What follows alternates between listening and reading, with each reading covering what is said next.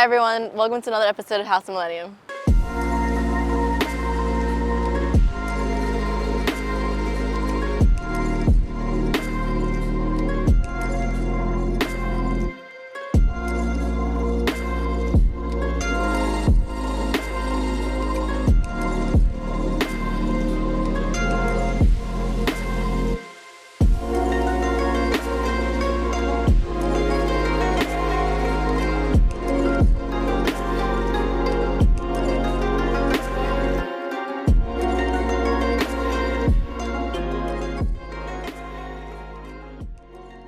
Alright guys, so today we're working on this Honda S2000.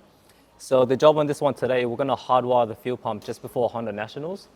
So owner requested us to hardwire the fuel pump only because the factory relay here, because he upgraded the fuel pump, it's now drawing too much amps. So as you can see here, it's all bent and yeah, it's fried as well.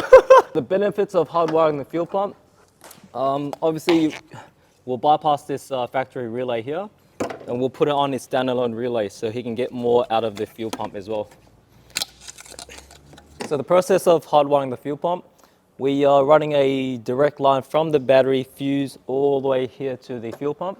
And instead of cutting the cable here and joining onto it, we are going to be adding on our own terminals on top of the fuel hanger. So by putting terminals on the top of the fuel hanger, we are preventing the OEM connector from burning out, preventing voltage drop, and also delivering full amperage to the fuel pump. Oh, bless on empty. Thank you, Benny. Thank you, Benny. Because the fuel tank is empty, I'm not going to be spilling a lot of fuel, so I'm saving my brain cells essentially. So it's a lot easier to work with. So right now we're just going to be removing all the trim panels and planning our route for the cable as well. Make sure it's all protected and looks OEM.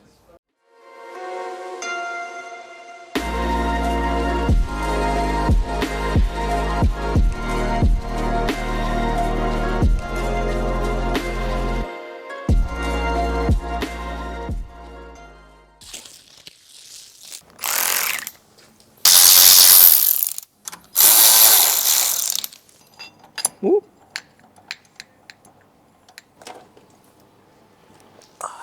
I'm gonna go get some covers and protect this up. I don't want to scratch the paint.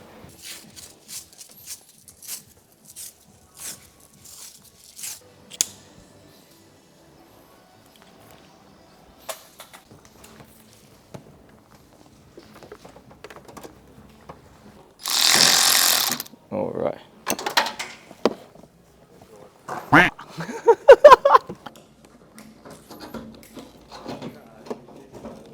Oh, and it's a boy.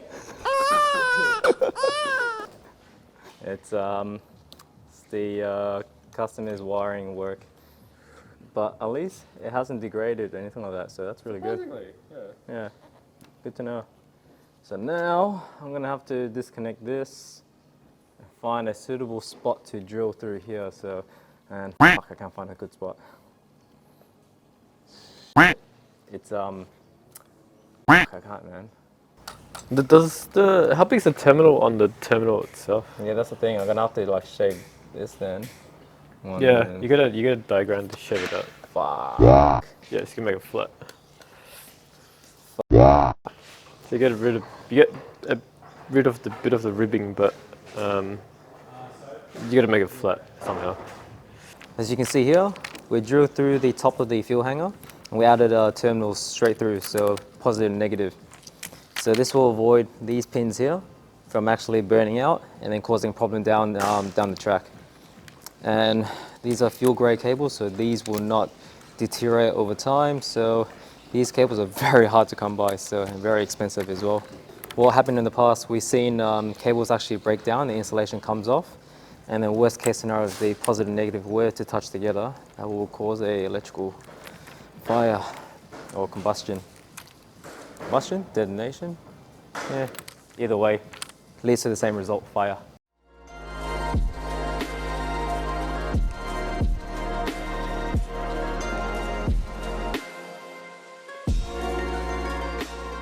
We're just about wrapped up with the installation now. So let me just show you here.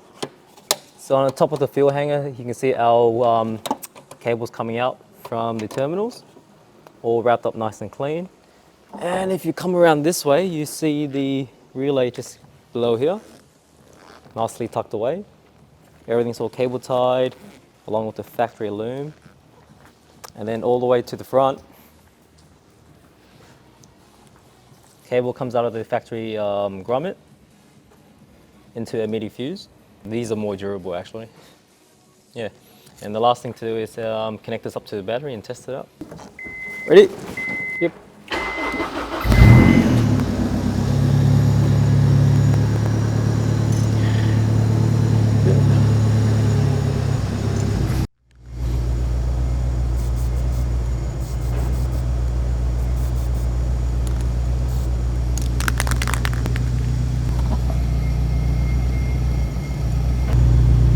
Bubbling. Yeah.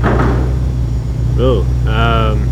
So again, Is it bubbling or is it degassing? that's the thing. Otherwise, you can always use thread sealant on it as well, and that will also work. I'll leave it running for a little bit longer. Yeah, because the fuel tank pressurizes a little bit. Yeah. All right, so I sprayed the battery sealant on, and we noticed bit of gas was coming out, or some pressure was escaping through the fuel hanger. This was expected, but I was hoping not to expect it. This is why we're inspecting. So the fuel pump has to come out again. We're gonna add some thread locker on to prevent any leaks. All right, so we just finished putting the fuel hanger back in. We're testing for leaks now, so we just ran through the first cycle and there are no leaks, so no more gas escaping through the threads. We are good to go. To rectify the issue, we had to pull apart the whole fuel hanger again. Undo all our work, and we add a thread locker on, and it's just a better seal. So basically what the thread locker does, once pressurized, it will crystallize and it will seal up any gas escaping through the threads.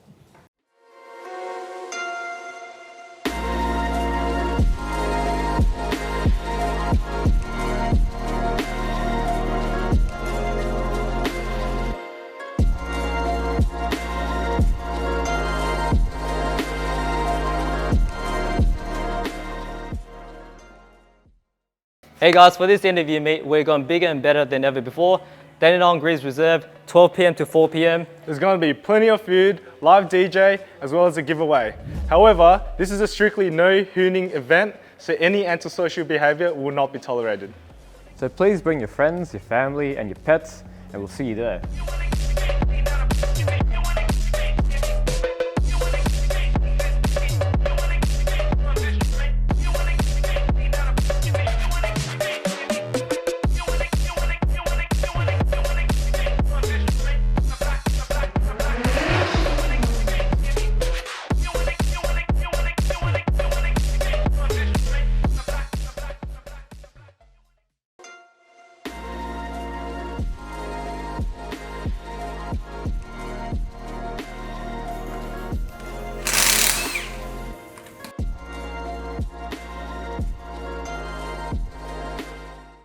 Customers complaining that basically brake noise is happening after long extended drives. They're complaining that it's a squealing noise coming from the rear. So I'm here to investigate the rear brake shoes and the drums.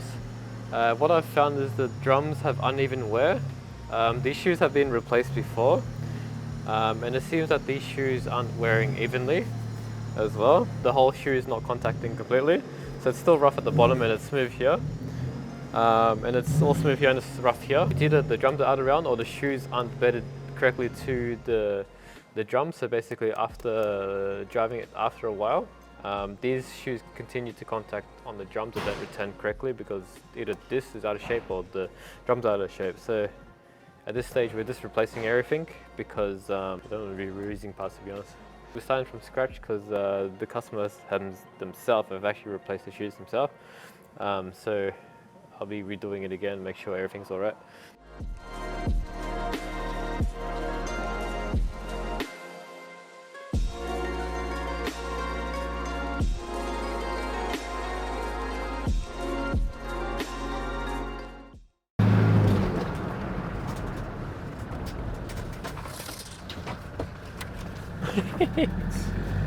Seems to brake fine. The only downside is this thing here doesn't work properly, so I've got to fix that.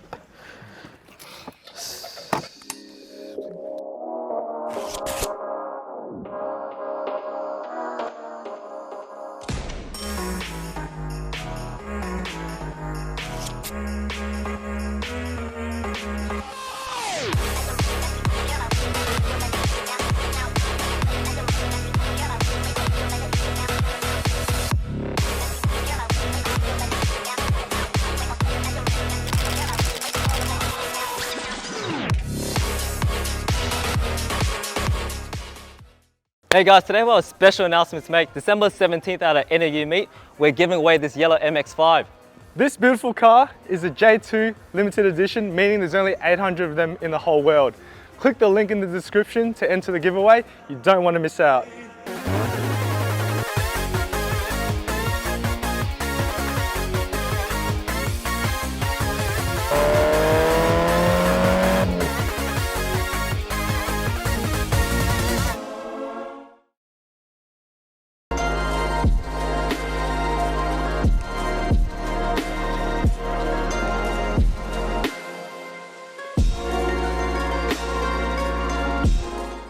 So quick run through of what we've done so far for this SH Forester.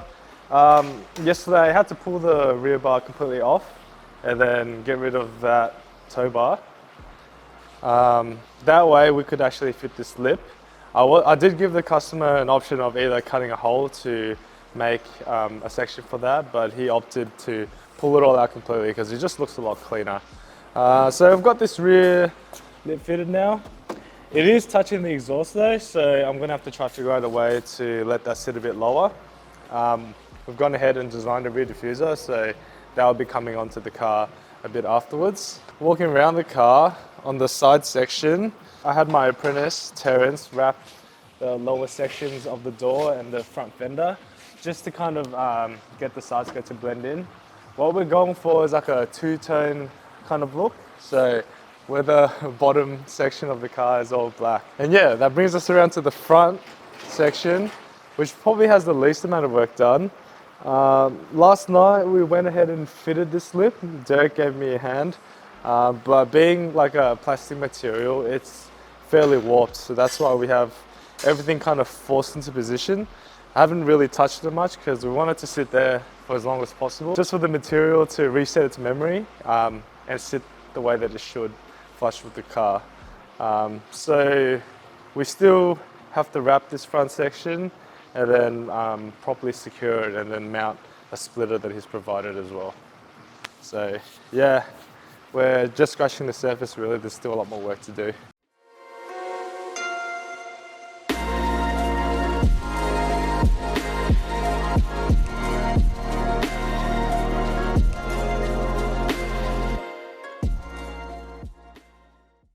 Several days later. So last time you guys saw this car, we were fitting on the rear lip, but now we fit on everything else already. There's a side skirts, the side splitter go under that he supplied. This front lip as well as a front splitter that he supplied. This front lip actually came in like a raw plastic color, so we actually wrapped it black for him, just for it to suit the whole tone of the car. So if you actually come to the side, we also wrapped the door section to match up the lines with the rear lip to get that kind of two-tone look. And in the back, we did our own custom rear diffuser just to tie everything in. We made sure we got the height similar to where the side skirt ends, just to get everything to flow nicely around.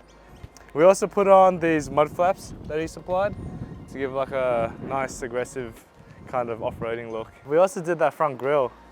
That also came in like a raw fiberglass, which we wrapped and installed for him.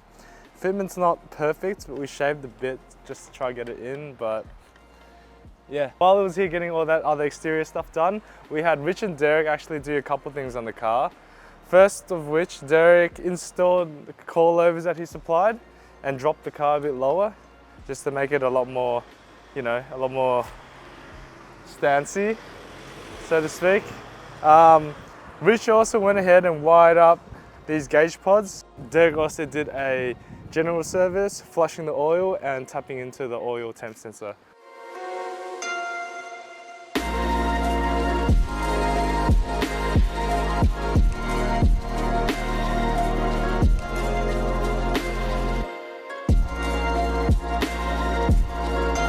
Hope you guys enjoyed. Thanks for watching and hope to see you next time.